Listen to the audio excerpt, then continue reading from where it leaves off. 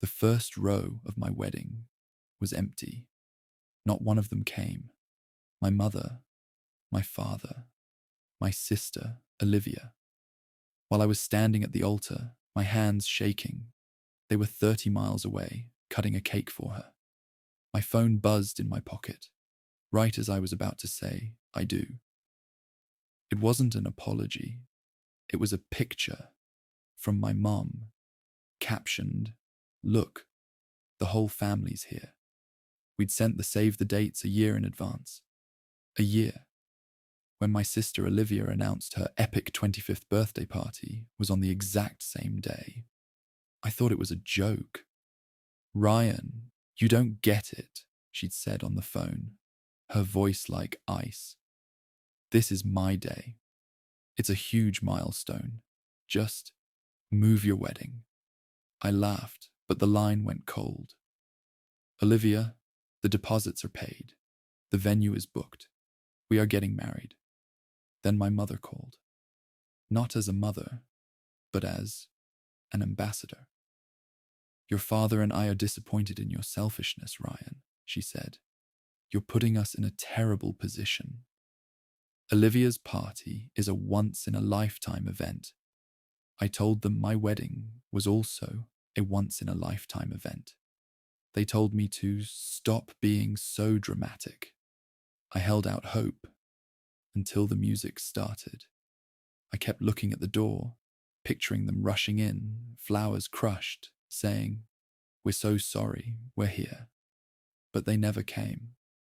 Our photographer, a kind woman named Rachel, whispered to me, "Do you want me to get shots of your side of the family?" I just looked at the 4 empty seats in the front row. "No," I managed to say. "Just focus on Emily's family. Focus on us." During the reception, as my new father-in-law gave a speech about the value of family, my phone vibrated. It was the picture from my mom, Olivia in a glittering dress, surrounded by my parents, all of them raising champagne glasses.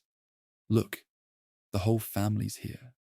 Something inside me didn't just break, it turned to steel. We were supposed to be on our honeymoon. Instead, I was on Instagram. And that's when I saw him. In the background of Olivia's photos was our Uncle Arthur. Uncle Arthur, the patriarch, the one who built a $50 million logistics empire from nothing, the man who worships family tradition, loyalty, and legacy. He wasn't just at the party. The banners behind him said Roland Logistics Family and Future. It wasn't a birthday party. It was a networking event, a business coronation. My parents and Olivia were making a play for the company, trying to prove her loyalty by showing my absence. My blood ran cold. I found an email from my cousin, Jenna. "They told Arthur you refused to come," she wrote, "that you were too busy with your new life and that you said horrible things about the family business." They hadn't just skipped my wedding. They had used it as a weapon against me. They painted me as the disloyal son, so Olivia could be the heir. "They lied," I whispered to Emily. She just held my hand. "So," she said, her voice quiet and steady, "tell the truth." My hands weren't shaking anymore. I opened a new text to my Uncle Arthur. I didn't write an essay. I didn't yell. I didn't accuse. The architecture of my family's lie was perfect. But it had one fatal flaw. The truth. I attached a single photo, the one our photographer took right before the ceremony. The 4 empty seats, the white ribbons, the programs still waiting on their chairs. And I wrote one sentence.